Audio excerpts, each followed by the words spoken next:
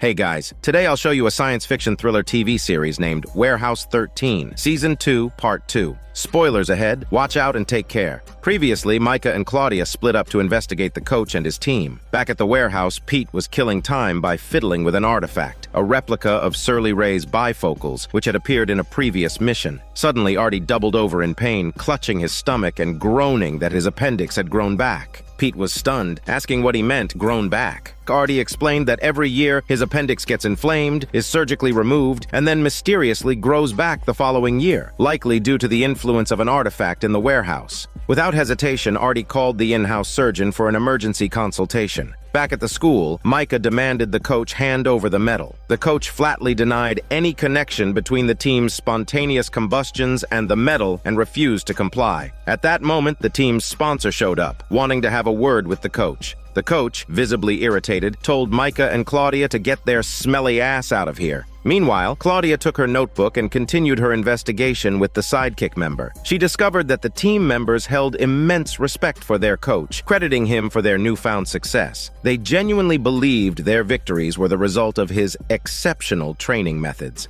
Back at the warehouse, the in-house surgeon arrived to examine Artie. As the warehouse's go-to doctor, she was already familiar with its strange artifacts and bizarre incidents. After a quick chat with Artie, she left to prep the operating room. Once she was gone, Pete tested Artie if he liked the surgeon. Artie blushed furiously and shuffled away in embarrassment. At the school, Micah and Claudia decided to act while the coach was out. They snuck into his office to retrieve the medal and throw it into the neutralization tank. But before they could do anything, they spotted someone rummaging around the office. To their surprise, it was none other than Wells, who had been missing for several missions. Wells tried to explain her presence, but Micah slammed her against the wall, nearly choking her. She demanded to know what she was doing here. Wells retorted that she had saved their lives since James was planning to kill all of them. Wells claimed she was investigating the strange deaths, just like them. To prove her good intentions, she handed over the medal without resistance. Before they could interrogate her further, the coach returned. Thinking quickly, Wells posed as a journalist and struck up a conversation with the coach, giving Micah and Claudia a chance to slip away unnoticed. In the warehouse, Pete discovered a bottle glowing with a strange light. It was one of the circus's props used to attract tourists. The circus owner had crafted this bottle to stimulate limb growth and cultivate organs. Apparently, Artie's appendix was self-cultivated solely to have an excuse to visit the surgeon every year. Pete found it baffling. Why not just ask her out for a meal or a movie instead of using an appendix to deepen their connection? Artie was about to retort when the surgeon entered, announcing that the surgery had to be postponed. One of the board members had overdosed on voodoo pills, and she had to prioritize this emergency. She asked Artie to hang in there for another 2 days.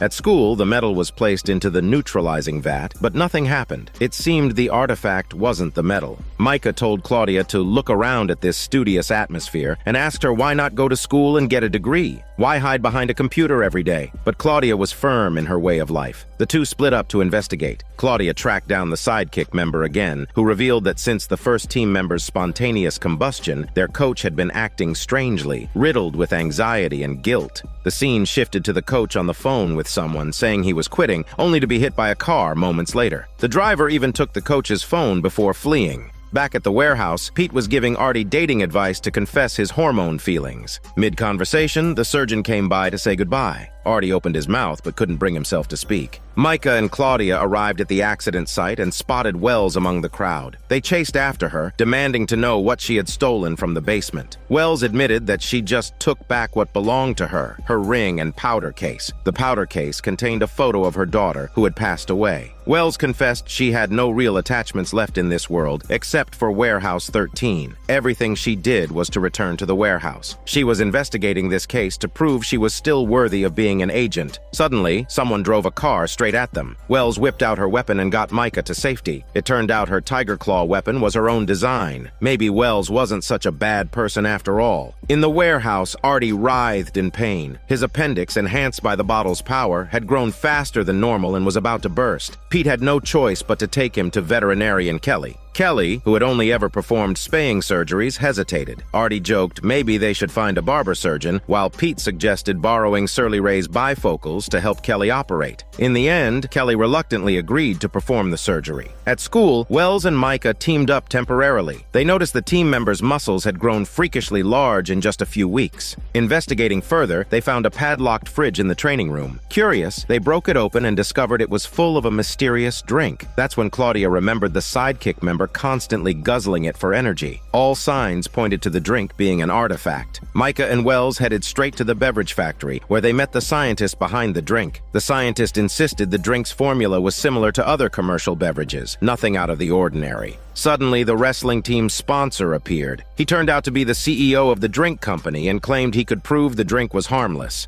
At Lena's villa, Kelly successfully removed Artie's appendix. After she left, Artie urged Pete not to let a real relationship slip away and go ask her out. Taking his advice, Pete decided to invite Kelly for a drink, but she replied with a laugh and refused his proposal. Claudia warned the sidekick member to stop drinking the mysterious beverage. Meanwhile, Micah and Wells noticed a long-handled spoon. Wells exclaimed, "This is the pirate Prince Godfrey's spoon." Godfrey was the son of a Danish king in the 9th century. During family disputes, he led an army up the Seine River. This spoon, forged from fallen warriors' armor, was used for drinking before battles, granting soldiers enhanced strength. Warehouse 12 once retrieved it, but how did it end up here? The CEO looked utterly bewildered, not knowing what they were even talking about. Claudia returned with news that the beverage company was about to be acquired by another corporation, with the CEO standing to gain the most. However, if word got out about the drink's harmful side effects, the acquisition would fall through. Suddenly, the scientist appeared and grabbed the long-handled spoon, declaring, "This is his, and they can't take it." It turned out he had secretly bought the company's stock, waiting to make a fortune once the acquisition was completed. It became clear that the scientist was the true culprit. The CEO, outraged, tried to wrest the spoon away from him. In the scuffle, Claudia was accidentally knocked into a sampling tank. The tank had been in contact with the spoon, and the liquid seeped into Claudia's body through her pores. As she began to glow with dangerous heat, Micah realized that amino acids might neutralize the spoon's power. Wells said confidently that she was on the amino acids and she would make the antidote. Claudia was immersed in ice, and minutes later, Wells concocted an amino acid-based antidote and fed it to her. The remedy worked like a charm, and Claudia's appearance returned to normal. When Micah turned around, Wells was gone, leaving behind only a note. Back at the warehouse, Artie learned of Wells's help in solving the case. He warned Pete and Micah not to trust her. A leopard can't change its spots, and Wells will never stop causing trouble. Meanwhile, Micah handed Claudia a college acceptance letter, saying she pulled some strings to get this. She told her not to waste the opportunity. If she wants to apply for a job at the Secret Service, she'll need a degree. There are online courses, so she can even graduate without leaving her desk. While Artie was working on one of his creations, the surgeon arrived at the warehouse to ask about his surgery. This time, Artie finally summoned the courage to ask her out. Pete also confessed his feelings to Kelly, who accepted it, but just for one meal. Micah gazed at the tiger claw, lost in thought. While the group was chatting in the warehouse, Claudia detected an anomaly. It turned out an insurance company's vice presidents had donated a significant amount to a charity, 50% of their account balance. Normally, donations are about 1%, so the sudden jump was suspicious. With Pete and Micah busy on another mission, Artie and Claudia went to investigate. Artie couldn't find his sunglasses, and Claudia told him to check out this gadget she invented. Just fold the arms of the glasses together and it'll emit a sound to locate the case. Cut to Pete and Micah, who were chasing a thief. Pete managed to grab the thief's bag, but the thief got away. Micah continued the chase and found a cop lying on the ground at the factory's edge. The officer, clutching his head, said an Asian guy knocked him out and ran off. Both agents jumped out a window in pursuit, but the suspect had vanished. Pete twisted his knee during the jump, prompting Micah to tease him. Opening the thief's bag, they found a griffin-shaped statue. Micah explained, "This is a griffin," a mythical Greek creature said to guard treasures. It seemed the thief had been using the artifact to aid in his heists. With the mission complete, the duo decided to return the artifact. Micah attended a high school reunion after receiving a personal invitation from her former football team captain. She had a soft spot for him and decided to go. As they were preparing to place the griffin in a containment bag, its eyes glowed yellow, briefly flashing over Pete and Micah. They dismissed it as the artifact's final struggle.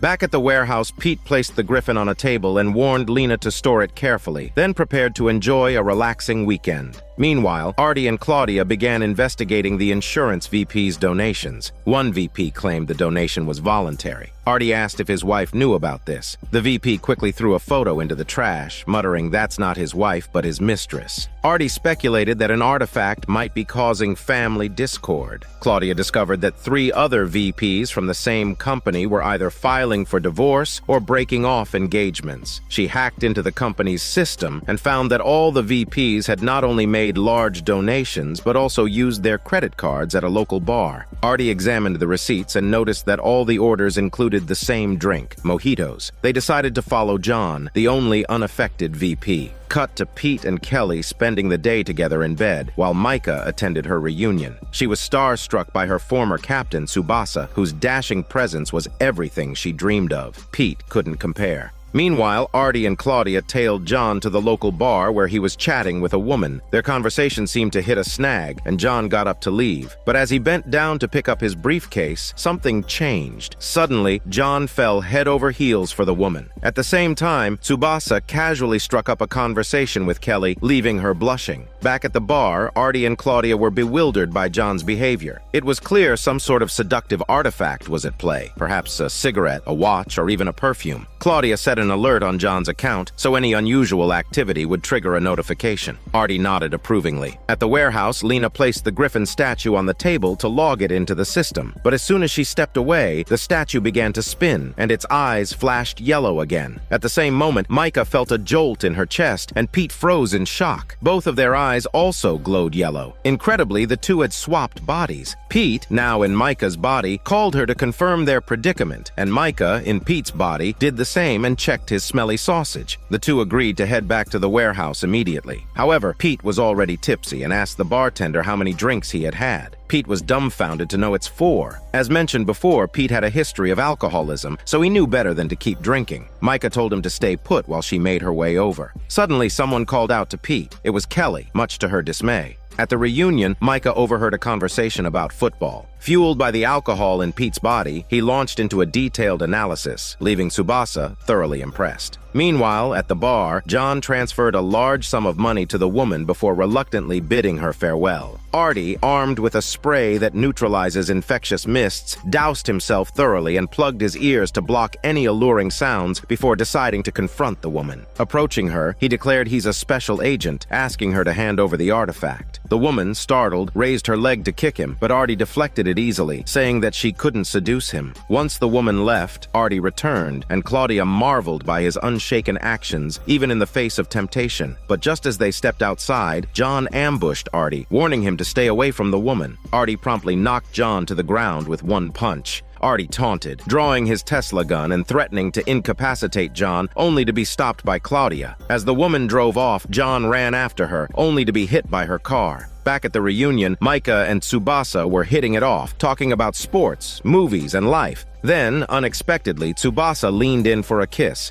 Micah, still in Pete's body, awkwardly explained it wasn't her, it was him. Just then, Pete and Micah's body burst through the door, desperate for the restroom. Meanwhile, Artie returned to the warehouse to write poetry inspired by the woman's charm. Claudia, noticing a pattern in the photos, deduced that all the men who had interacted with the woman had touched her sexy leg. Artie, infatuated, exclaimed he didn't want to see anyone else touching those legs. They're so delicate, smooth as silk. After finishing his poem, Artie announced his intention to recite it to the woman, but Claudia stopped him, pointing out how disheveled he looked. Artie, realizing his state, immediately went to freshen up. Meanwhile, Micah and Pete were examining the Griffin statue and discovered a panel on its back, resembling a bookend. If it was indeed a bookend, there had to be a second piece somewhere. The Griffin's spinning head likely pointed to the location of its twin. Just then, Micah received a call from Kelly, leaving Micah to improvise her best impersonation of Pete. After his shower, Artie went to retrieve his hat, but Claudia swiftly handcuffed him to a pipe, telling him to cool off here for a while. Meanwhile, Pete complained about his long hair in Micah's body, prompting her to tie it up for him. At that moment, the Griffin statue turned its head toward the elevator. The elevator doors opened to reveal the cop from earlier, now holding the other Griffin statue. It became clear that the cop and the thief were working together. Suddenly, the cop transformed into the thief, and the thief into the cop. A chaotic fight ensued, with Pete and Micah switching between their own bodies and others, engaging in a wild battle of identities. Ultimately, Pete and Micah triumphed, knocking the cop and thief unconscious and dragging them back to the warehouse. The doorbell rang and Tsubasa appeared. Micah, now back in her own body, immediately rejected his advances, explaining that wasn't her at the reunion. Tsubasa refused to give up, declaring his love for Micah. Pete, pretending to be her boyfriend, stepped in and told him not to waste their time since she's with him. Meanwhile, Claudia tracked down the woman, only to discover that another vice president from the insurance company was at her home. It turned out that the person who had hit John with a car wasn't the woman, but this vice president. The vice president locked Claudia to a door handle and declared his plan to elope with the woman. He believed this was the only way to keep others from harassing her. Using forceful methods, he even locked the woman's sexy body up to prevent her from resisting. Before leaving to pack, the vice president was interrupted by her confession that she had made a mistake. She revealed that she had seduced the vice president because her relatives had died due to the insurance company's negligence. A claims dispute had gone terribly wrong. She never intended to harm anyone. She simply wanted to force the company to return the money to the public. However, the stockings she used proved too powerful. As long as a man touched them, he would fall madly in love with her. But things had spiraled out of control, and the artifact's effects were far more dangerous than she had anticipated. Artie, ever resourceful, quickly built an electromagnet to retrieve his bag and pulled out a tool to free himself. He rushed to the woman's home and subdued the vice president using an artifact, a shard from the Lighthouse of Alexandria, which temporarily blinded its target. Artie declared he was taking the sexy woman with him and tossed Claudia's keys aside, warning them not to step in his way. At the hotel room, as the cop and thief were explaining how to reverse the effects of the artifact, an explosion went off. If they couldn't undo the artifact's power quickly, their bodies would meet a gruesome end. Pete immediately contacted Lena to research the artifact's origins. Lena discovered that the bookends originally belonged to the author of Treasure Island. She even found a photo of his office, where the bookends could be seen on a shelf. Strangely, the orientation of the bookends in the photo was reversed compared to how the cop and thief held them. The two swapped the eagle and lion heads on the bookends, successfully restoring them to their original state. The two shared an uncomfortably intimate moment in the process, further highlighting why they could never be romantically involved. Back at the woman's home, the vice president, staggering to his feet, declared that nothing will stand in the way of his love for the woman. Artie, unfazed, drew his gun, ready to end it. But Claudia shouted for the woman to grab the stockings.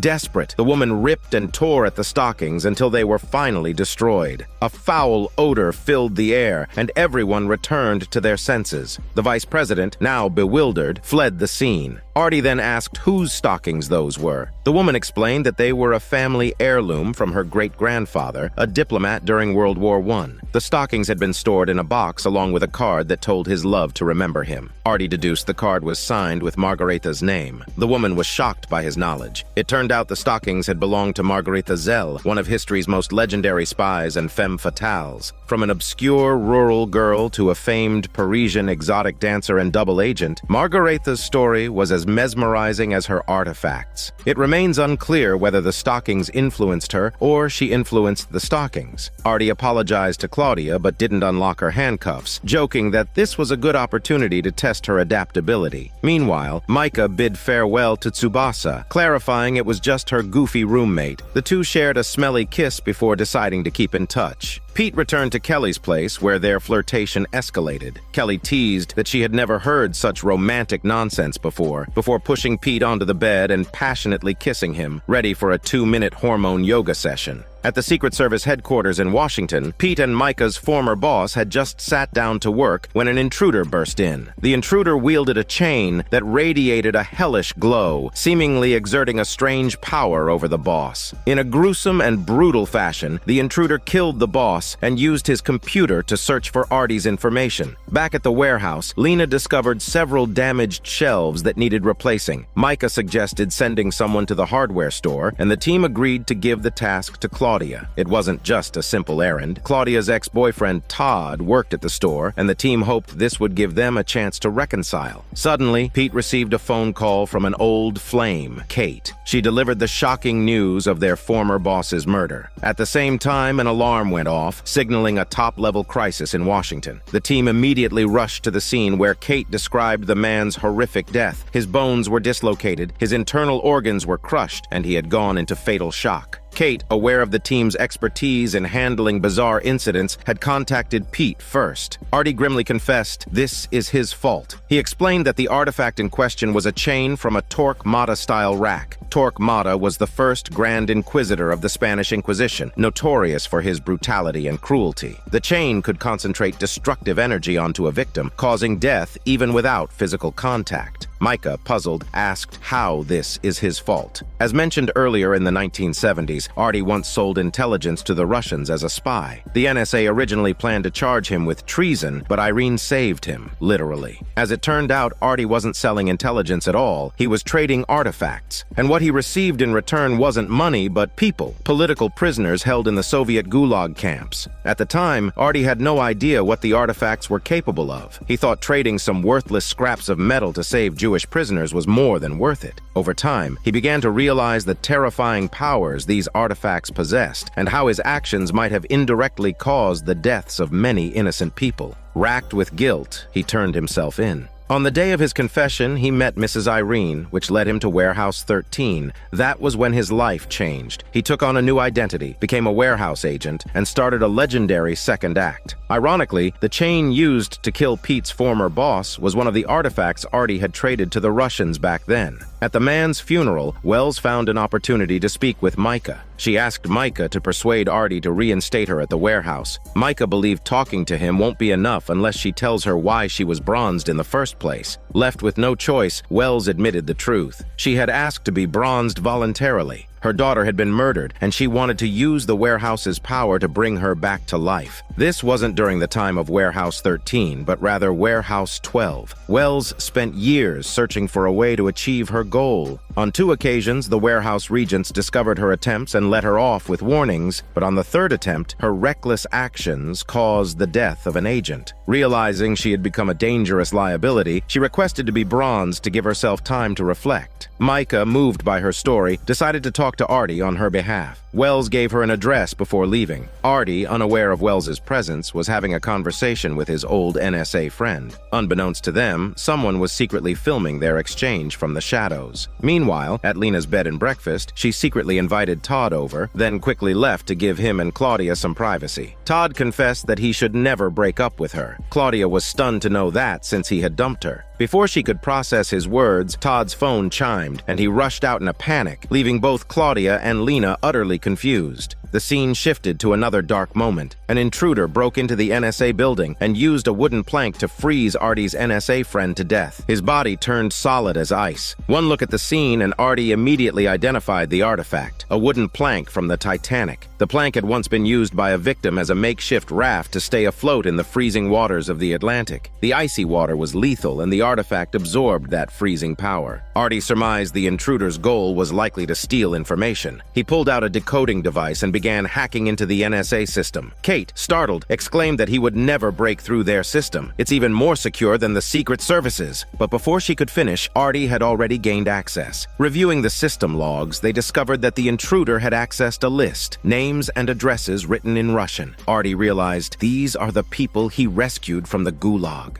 Pete checked the NSA's surveillance footage and was shocked to see Wells appear on the recordings. Micah confessed to having encountered her earlier. Furious, Artie prepared to confront Wells. Elsewhere, Claudia visited the hardware store only to find Todd in a nearby alley, speaking with a mysterious figure. She quickly snapped a photo but was caught red-handed by Todd. Panicked, she fled in her car. Meanwhile, the team arrived at the address Wells had provided. A phone rang, and when Artie answered, it was Wells on the other end, saying she was not the killer. The person he's looking for is the one who was taking pictures at the funeral. She went to the NSA to track him, but she was too late. She said the killer left a clue on Artie's friend and told Artie to check the Bible by his bedside. Artie found a playing card tucked inside the Bible, the King of Hearts. He recognized it immediately, explaining this was his contact in Russia during his spy days. When the contact wanted to meet, he'd leave a King of Hearts. He was arrested after Artie turned himself in, sentenced to life in prison. But now it seems the contact had escaped. The realization dawned on the team. The King of Hearts had killed Pete's former boss and Artie's friend to obtain Artie's information. His ultimate target was clearly Artie himself. Determined, Artie decided to go to Russia, saying that if the killer is looking for the people he rescued, he'll likely target them first. Before they knew it, the trio had arrived in Moscow. Artie looked through the window at each person from a distance, not wanting to disturb them, just ensuring everyone was safe. The three then headed to the spot where Artie used to meet the King of Hearts. As soon as they entered, they heard a rumbling sound. Ready to take cover, they soon realized it was just a ball, a croquet ball known as Charles II's croquet ball. The ball, infused with Charles II's infamous temper and stubbornness, had one purpose: to smash anyone in its path until it won. Pete quickly grabbed a shovel and whacked the ball into a refrigerator, trapping it inside and neutralizing its power. When they stepped outside, Artie was gone. Only his hat remained on the ground. Pete's gut told him something was very wrong. With no leads, the team asked Claudia to dig up information on the King of Hearts. However, her search turned up nothing. She also decided to investigate Todd, who had been meeting a mysterious man with a gun, a clear sign of trouble. While Todd's records appeared clean, there was something suspicious. All the documents about him had only existed since the day before he arrived in town, as though someone had forged his entire identity. Meanwhile, Todd was conducting his own investigation into Claudia, only to find no trace of her in either the Secret Service or NSA records, because she hadn't been officially added to the system yet. Claudia, not one to waste time, called Todd directly. They agreed to meet in a park in 40 minutes. When Todd arrived, he drew a gun, confirming he wasn't as innocent as he seemed. Elsewhere, Micah and Pete discovered that Wells had been secretly following them. Wells confessed she planted a tracker in Micah's pocket during the funeral. Micah replied she knew it, but she just didn't call her out on it. Wells revealed that it's not the King of Hearts, since he's been dead for 13 years. She even produced a death certificate as proof. No wonder Claudia's search yielded nothing. So who had taken Artie? The answer soon became clear: the King of Hearts' son, the Queen of Hearts. He had captured Artie to avenge his father. Searching through Artie's bag, they found his sunglasses case. As mentioned in an earlier episode, Artie's glasses and the case were connected, a feature that surprisingly ended up saving his life. At the park, Claudia and Todd pointed guns at each other without hesitation. Todd demanded to know what's in that IRS warehouse and who is Conti to her. Claudia, confused, asked if Conti was the mob boss and what he had to do with her. Todd explained. He had been hired by Conti to repair a hard drive, but accidentally stumbled upon something he wasn't supposed to see. Somehow he ended up in this small South Dakota town under witness protection. The person Todd had been secretly meeting was his handler. Essentially, Todd was a top-level computer expert who had unintentionally gotten involved with the mob. The mob likely had an artifact, and Todd's discovery had landed him in hiding. Realizing Todd's skill with computers, Claudia excitedly kissed him. Meanwhile, Micah, Pete, and Wells used the signal from Artie's glasses to track him down. Not far away, the Queen of Hearts had laid out a collection of artifacts on a table, all items Artie had once sold to the Russians. Hearing movement, he knocked Artie unconscious. The team reached a fork in the road and split up. Wells was the first to find Artie, while Pete and Micah ended up in a dead end. Just as Wells was about to free Artie, the Queen of Hearts attacked her with the Titanic plank artifact. The plank, which had absorbed the freezing waters of the Atlantic, began to freeze Wells solid. As Wells struggled to survive, Pete and Micah, trapped at the dead end, found a hammer in Artie's bag. It was the reflex hammer, a tiny tool capable of generating powerful vibrations when struck in the right place. Micah struck the joint of the door with it, and it immediately shattered, freeing them. Meanwhile, Wells, using the last of her strength, broke Artie's chains. Artie fought back, taking down the Queen of Hearts in a few swift moves. He then handed the Titanic plank to Wells, whose body quickly thawed and returned to normal. But the Queen of Hearts wasn't done. He grabbed the chain and prepared to strike Artie. Just in time, Pete and Micah arrived and used a Tesla gun to knock the man unconscious. Back at Lena's inn, Todd's phone rang incessantly, cutting his time with Claudia short. He explained he needed to report to his handler and assist the authorities, unsure how long he'd be gone. With the immediate crisis resolved, a regent visited the warehouse to announce a major decision. After deliberation, the regents had reinstated Wells as a warehouse agent. Wells officially joined the Warehouse 13 family, but Artie was far from ready to trust her. Furious, he stormed out, slamming the door behind him, muttering that he regretted not letting her freeze to death. In earlier episodes, we explored the story of Jack and Rebecca, two former warehouse agents. Jack ultimately locked himself in the basement where he died, leaving Rebecca to live out her days alone. With Wells joining Warehouse 13, things had become utter chaos, with arguments breaking out daily. One day, Rebecca suddenly arrived carrying a stack of files. She revealed that a man had passed away at the age of 82, but the man's real name was Rate. In 1961, Rate was the editor of When and Where magazine. He had murdered his wife and 3 secretaries in a bizarre fashion, turning them into glass using some unknown means. afterward he mysteriously vanished, only to resurface now in death. Back then, when Rebecca and Jack had worked on the case, 2 young women had already been turned into glass. Even stranger, while continuing their investigation, they mysteriously lost all memory of a specific day. That same day, Rate's wife and another victim were also turned into glass. They had no idea how it happened, because their memories had inexplicably disappeared. Rate's obituary contained a chilling message: thank Jack and Rebecca for giving meaning to his life. It was a direct taunt. Rebecca urged everyone to locate the artifact capable of turning people into glass to prevent further victims. Artie decided to search Rate's house for clues. After he left, Rebecca added that their missing memories lasted exactly 22 hours and 19 minutes. Hearing this, Wells immediately opened a large wooden crate containing her invention, a time machine. However, this wasn't a machine that physically transported people. It sent their consciousness into someone else's body in the past. The host would lose their memory during the possession, which could last no more than 22 hours and 19 minutes. In other words, 2 people must have used Wells' time machine to travel back to 1961, possessing Jack and Rebecca, which explained their memory loss. At this point, Claudia found a note. It tells Charlie to put this in Wells' storage area and not to ask why. The note was signed by Jack. Rebecca, however, immediately recognized that the handwriting wasn't Jack's. Pete glanced at the scribbles, exclaiming that this is his handwriting and what's going on. The group then discovered an old videotape.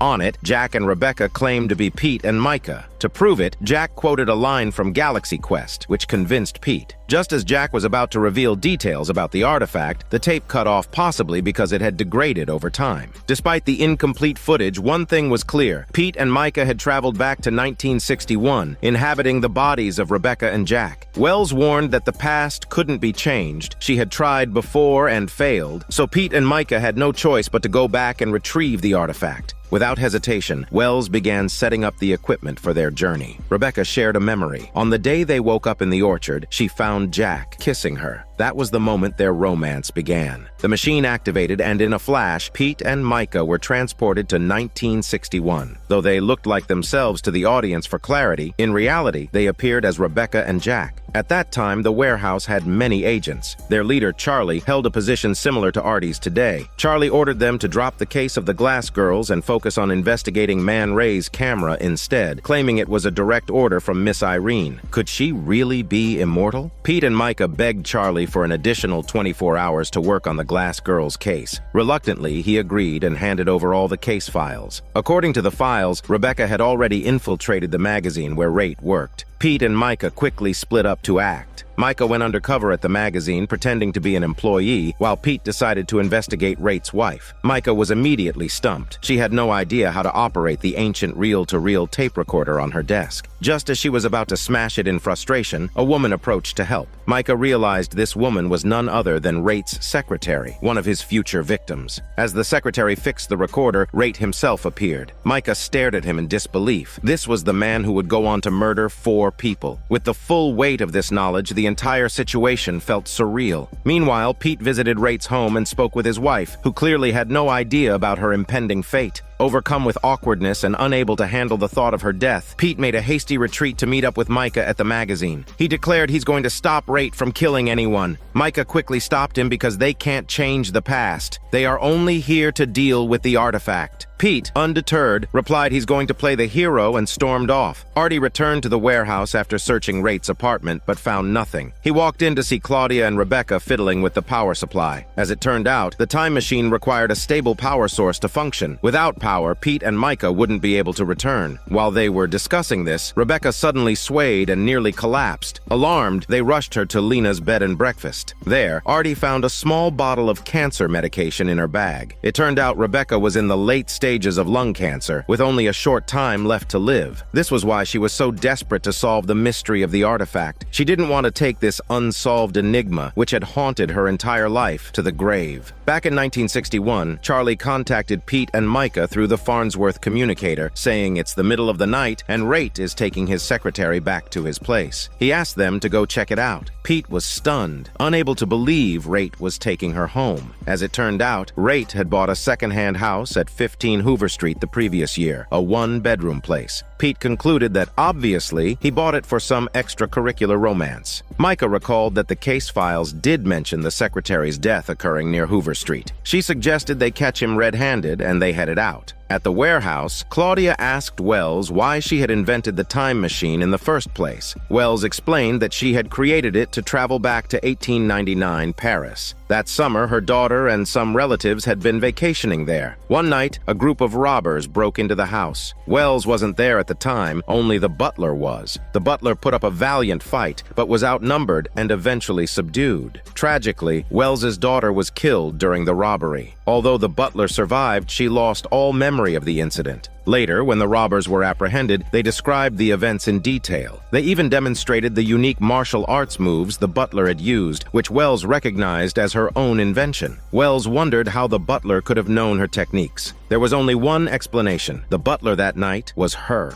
Determined to save her daughter, Wells began working on the time machine, convinced that she could build it. Eventually, she succeeded and traveled back in time. However, despite her best efforts, she was unable to change anything. The events simply replayed as they had before. Back in 1961, Pete and Micah arrived at 15 Hoover Street and intercepted the secretary on her way to the house. Pete warned her not to go there to sleep with Raitt. If she does, she'll die. The secretary dismissed him as a lunatic and walked away. Suddenly, the killer appeared, blocking her path and turning her into glass. Pete and Micah arrived just as the killer fled the scene. Moments later, Raitt drove up in his car, clearly on his way to meet the secretary. This meant the masked killer wasn't him at all. At that moment, both Pete and Micah were struck with a sudden wave of dizziness, nearly collapsing. Back in the warehouse, Artie had noticed a power indicator light had gone out. In trying to fix it, he accidentally reset the power system, frying part of the time machine. If it couldn't be repaired, Pete and Micah would never be able to return to the present world. They would remain stuck as Rebecca and Jack forever. Artie confronted Wells, pointing a gun at her and demanding her to fix this now, or there will be consequences. Pete and Micah recovered and began interrogating Raitt, who was stunned. He insisted that he wasn't sleeping with his secretary, and that house is his secret interview spot. He brought people there to discuss artistic ideas and unique perspectives to improve the magazine. Surprisingly, Pete and Micah believed him. They even warned him that his wife might be the killer's next victim. Horrified, Raitt rushed home to save her. The three of them arrived to find his wife unharmed, but she wasn't pleased, saying she had killed his 3 mistresses and now he had already found another one. Hearing this, Micah raised her Tesla gun, accusing her of being the real killer. In a panic, Raitt's wife knocked him unconscious. During the ensuing struggle, she stabbed Pete in the palm with a knife. Micah quickly pulled the knife out, and the fight continued. In the chaos, the knife ended up stabbing Raitt's wife in the abdomen. She turned to glass, revealing that all her actions had been motivated by her desperate desire to keep her husband from straying. Raitt was devastated and began reflecting on his own behavior. Afterward, Pete and Micah discussed what to do with the artifact. Since they were in the past, how could they ensure it would reach the future? Micah came up with a plan. They would hide it in the warehouse, where their future selves could retrieve it 50 years later. At the scene, Pete found a video camera and casually suggested leaving a videotape for their future selves to explain everything. After recording, Pete handed the tape to Raitt, asking him to mail it to Charlie at Warehouse 13 when he had the chance. The tape included a letter, the same one Pete had seen himself writing earlier, which told Charlie to put this in Wells's storage section and not to ask why. The two then instructed Raitt to take care of everything before vanishing. After all, with 4 people dead and all evidence at the scene pointing to Raitt as the killer, he was the obvious suspect. Feeling utterly hopeless, Raitt wondered where his life could possibly go from here. Micah told him to go to St. Louis. He'll live there for a long time and time will clear his name. From that moment, Raitt regarded Rebecca and Jack as his saviors, which explains why both were mentioned in his will later on. With only 11 minutes left on the countdown, Pete and Rebecca raced toward Warehouse 13 at lightning speed, but it was clear they wouldn't make it in time. Just then, Pete looked up and saw an orchard ahead. As a note here, Rebecca did wake up in an orchard. It seemed history was repeating itself in mysterious ways. They entered the orchard and buried the dagger beneath a cherry tree. Back in the warehouse, no matter how hard Wells tried to fix the issue, it just wouldn't work. In a moment of desperation, Artie gave the machine a few taps and it's working again. With a sudden jolt, Micah and Pete were flung back to reality. Rebecca pleaded with the group to send her back. She wanted to see Jack one more time. Wells warned her the time machine is unstable. If she goes back, there's no guarantee she'll return. Rebecca simply said she didn't want to come back. The next moment, she and Jack were reunited in the orchard. The following day, Pete dug up the dagger from beneath the cherry tree. As Artie stared at Rebecca's obituary in a daze, Micah handed him the dagger. It turned out this artifact was a key piece in the Cinderella story. Except in this version, when the prince found Cinderella, he didn't give her a glass slipper. He gave her this dagger, making it turn into a dark fairy tale. Afterward, Artie grudgingly admitted that Wells had done a good job, though he still refused to acknowledge her as a full agent. Afterward, Pete and Kelly showed off their affection for each other, but the conversation quickly took a turn. Kelly wanted Pete to move in with her, but Pete refused, claiming that IRS employees were required to live in the same dormitory. Ever since the incident where fictional characters came to life, Kelly had been under the impression that Pete worked for the IRS. Pete considered asking the women of the warehouse for advice, but immediately realized it'd be pointless. Claudia was a tech geek who kissed everyone she met. Wells had been alive for 150 years, and Micah had never even been in a relationship. Offended, Micah shot back, asking if Pete loved Kelly. Pete, however, wasn't sure. Suddenly, Mrs. Irene appeared and offered her own wisdom. He can fall in love, but there's a rule in the warehouse. He can only reveal the true nature of the warehouse to one person in his entire life. The real question isn't whether he should move in with Kelly, it's whether Kelly is that person. Meanwhile, in Alexandria, Egypt, something strange was unfolding. 3 college students seemed to be searching for something. One of them sent a photo to his 8-year-old sister, angering the other 2. They scolded him for letting others know they're here. Before they could say more, a sudden thirst overtook them. Moments later, their bodies were drained of life, leaving them as dried-up corpses. Soon after, the 3rd student suffered the same fate. Back at the warehouse, Mrs. Irene suddenly fainted, then started speaking in ancient Egyptian when she regained consciousness. She had no memory of what she'd said. Claudia quickly ran a translation program which revealed the message that death is the punishment. The warehouse quickly detected the Egyptian mummy incident. The 3 deceased students were all Americans. The agents visited the home of the student who had sent a photo to his younger sister. The student's mother was shocked, saying her son and his classmates are in Peru doing archaeological work. He even emailed her last week, so how could he have ended up in Egypt? Wells spoke with the student's 8-year-old sister and saw the photo he had sent her. The team shared the details with Artie and printed out the photo. Suddenly, Mrs. Irene had another episode, her eyes widening as if she'd seen a ghost. She mumbled something unintelligible, but amidst the haze, she saw an image of a pyramid. Artie dug into the warehouse's ancient archives and compared the photo the student sent to historical records. He found hieroglyphs in the picture that matched those in the archives. When translated, they mentioned an oasis between sand and sea. This was a monumental discovery. As we know, Warehouse 13 is named as such because it follows 12 previous warehouses.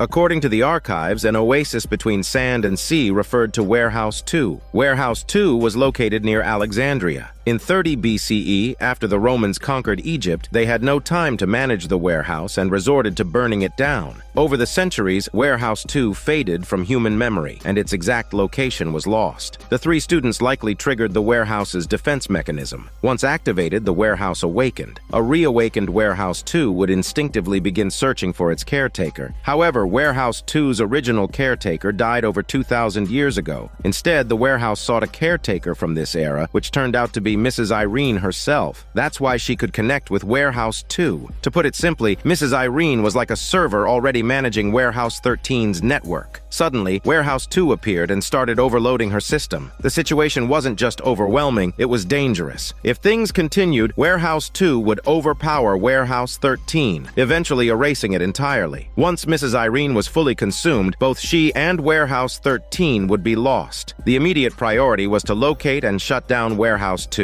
Recognizing the urgency, Mrs. Irene sent 3 agents to Egypt and arranged for them to meet an expert familiar with Warehouse 2. To everyone's surprise, the expert turned out to be Valda. Clearly, it takes someone formidable to hold that position. The team of 4 arrived at the Aramanfa Canyon and located the students' camp. There, Valda discovered a map marking Warehouse 2's location. He was puzzled as to how the students had obtained such knowledge. Taking a necklace from around his neck, he explained, "This is the only artifact that survived the burning of Warehouse 2. He had no idea what its purpose was. With the warehouse's defense system activated, getting out unscathed would be nearly impossible. Pete tried calling Kelly but got no answer. Meanwhile, Wells removed her coat and Micah couldn't help but ask if she was walking a runway. Wells smirked, explaining she'd Googled the most fashionable look for modern archaeologists. Once preparations were complete, Valda easily located the entrance. The doors creaked open and the group ventured inside with flashlights in hand. The warehouse's defense system required them to pass through several trials to proceed. The first trial involved a giant pressing mechanism. Pete surveyed the setup and laughed since he thought it's just like the pancake flipping game back home. He explained how he used to score free pancakes every weekend with his skills. Under his guidance, they cleared the trial in no time. The second trial was a hallway filled with bursts of fire. There was no trick here, it was all about skill and timing. Back at the warehouse, the surgeon arrived to assess Mrs. Irene's worsening condition. Her connection to both warehouses was pushing her to the brink of death. Artie displayed a diagram of her neural functions. A storm cloud on the right represented the looming takeover by Warehouse 2. If the storm cloud spread across the entire map, both Mrs. Irene and Warehouse 13 would perish. Suddenly, Mrs. Irene gasped in pain. Artie told Claudia to use the Farnsworth to contact the agents and ask for an update, but there was no signal. Frustrated, Artie grabbed the communicator and stormed off. Moments later, Mrs. Irene began speaking in ancient Egyptian again. The translation revealed an ominous message that 4 will become 3 and 2 will lose themselves. In the corridor of Warehouse 2, Wells launched her grappling hook across to the other side, successfully creating a makeshift rope bridge. She and Micah slid across using their belts and landed safely on the other side. As they caught their breath, Valda noticed a mural with a death warning. Without hesitation, he threw the necklace around his neck to Pete, cryptically adding that Aquarius is the key. Pete, not thinking much of it, assumed everyone could slide across with ease and went ahead. However, Valda, instead of sliding, started crawling across the rope hand over hand, to everyone's confusion. Midway across, flames ignited the rope. Valda paused, glanced back at the group, and made a choice. He let go. As the fire consumed him, he shouted for the others to move forward. Overwhelmed but determined, the remaining 3 pressed on. The third trial brought them to a chamber with a Medusa head sculpture at its center. As they stepped onto the open floor, the statue's eyes glowed red, and suddenly the group was plunged into a shared hallucination. Wells saw her daughter. Pete saw Kelly. Micah, shockingly, saw Artie. In the hallucination, Pete told Kelly that she was the one. He had kept this secret from everyone else, but he would tell her everything and would always love her. On the other hand, Wells promised her daughter they'd never be separated again. In reality, the ground beneath them began to crack and crumble. If they didn't snap out of it soon, they'd fall to their deaths. In her hallucination, Micah noticed a red light, an emergency exit sign for the warehouse. Strangely, it felt out of place, as if it didn't belong in her memory. Pete also began to sense something was off, noticing the red light in his vision and feeling its unnatural presence. Meanwhile, Wells spotted a red gem glowing on a doll her daughter was holding, but dismissed it as insignificant. Micah finally broke through the illusion, realizing that Artie would never smile so creepily. She snapped Pete and Wells out of their hallucinations, and together they hurled a torch at Medusa's glowing eyes. The illusion dissolved, revealing the Medusa statue as the entrance to Warehouse 2. Still recovering, Pete turned to Micah and said Kelly was the one. When they get back, he would tell her everything. Micah encouraged his smelly bullshit, just telling him to go for it. Back at Warehouse 13, Mrs. Irene, struggling against the strain of both warehouses, told Artie and Claudia if she truly disappears, they need to appoint a new caretaker. That person has already been chosen, and it's Claudia. Claudia was stunned, saying she was not worthy of this.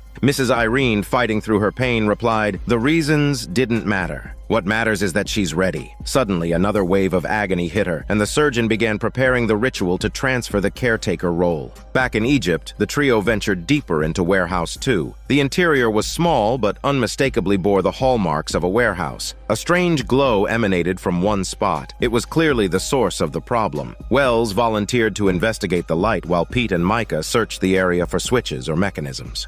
Pete's attention was drawn to a stone slab covered in holes. Among the patterns, he recognized the Big Dipper constellation. His childhood memories of stargazing with his father clicked into place, and he suddenly remembered Valda's words, "Aquarius is the key." Taking the necklace, Pete inserted it into the brightest star in the Aquarius constellation. With a flash of light, the strange glow was extinguished and Warehouse 13 was saved. Back at the warehouse, Claudia breathed a sigh of relief as she realized she wouldn't need to become the new caretaker. Still, Claudia had lingering questions. How did college students with such limited resources afford such a large-scale excavation in Egypt? Someone had to be funding them.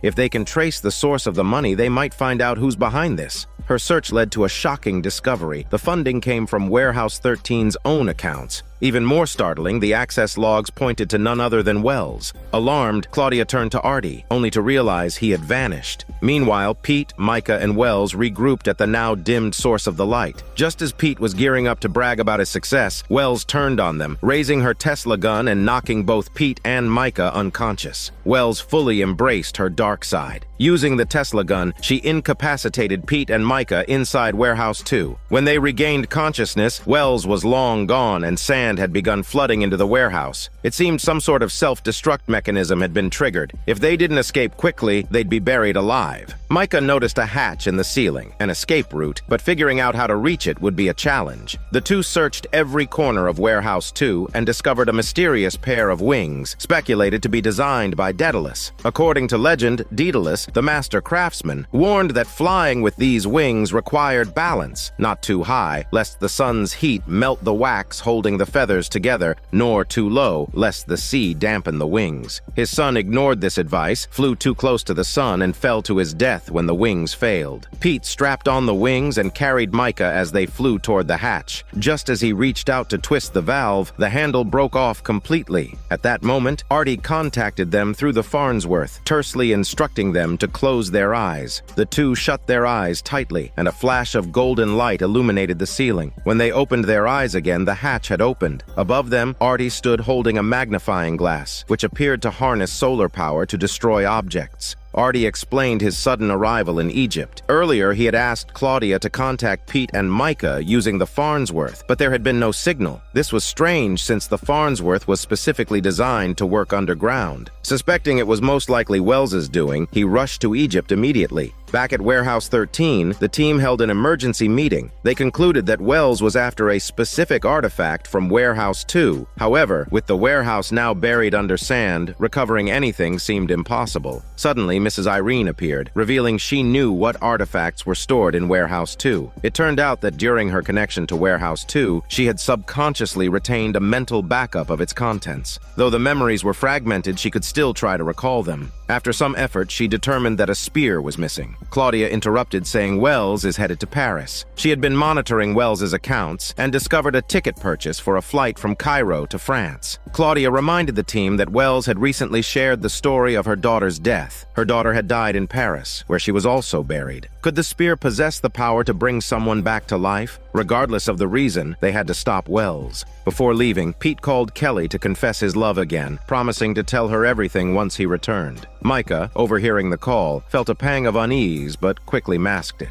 When Pete joined her in the car, she smiled and expressed her happiness that he had the courage to open up to Kelly. After Pete and Micah left, Claudia questioned why she had been chosen as the successor for the role of caretaker. Artie reassured her, saying, no matter what the plan is, it depends on her consent. If she doesn't want to be the caretaker, then she won't be. Touched by his words, Claudia felt a renewed sense of trust. The scene shifted to Paris, where Pete and Micah began investigating. They learned that the cemetery where Wells's daughter had been buried had been relocated, meaning her remains would have been moved to another site. In Paris, relocating a body typically requires legal assistance. Meanwhile, Wells was already in Paris, dragging a terrified lawyer toward the new burial site. She threatened him to sign the papers and shut up, or she'll shoot him. Pete and Micah arrived shortly after but missed Wells by a moment. On the lawyer's desk, they found a copy of Wells's daughter's will, which included the location of the new burial site. At the cemetery, Wells had located her daughter's coffin. Around it, she poured a thick liquid, crude asphalt extracted from the Pitch Lake in Trinidad. She then forced the lawyer to stand in the sticky substance and added water water, turning it into a tar pit. As the lawyer began sinking, Pete and Micah arrived just in time to pull him out. However, Wells had already escaped. Pete examined the coffin, confirming that Wells hadn't taken her daughter's remains. He wondered aloud what she was really after. Micah noticed that one of the coffin's handles was missing. Reporting this back to the team, Mrs. Irene studied the handle's shape and recognized it immediately. She said that's the same shape Lena has been drawing over and over. Lena had no idea why she'd been drawing it, but Mrs. Irene speculated it was connected to the pearl of wisdom James had implanted in Lena's ear, indicating the object's significance to Wells.